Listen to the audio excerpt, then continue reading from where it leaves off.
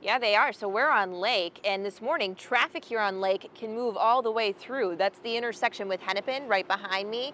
No barricades past that intersection anymore. I actually haven't seen a single protester out this morning, which is much different than the scene last night. We want to show you some video of what happened around 8 o'clock. The city tried to clear this area at least twice yesterday.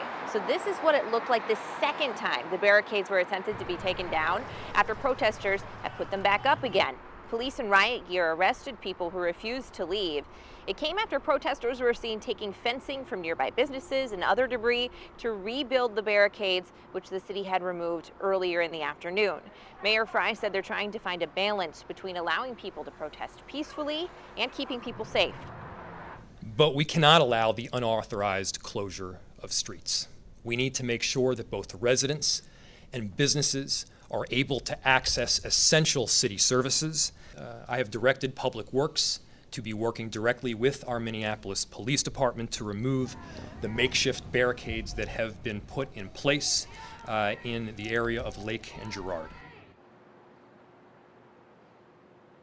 Minneapolis police and city council members who represent this area said that they had been receiving substantial calls from neighbors and nearby businesses concerned about the protests here.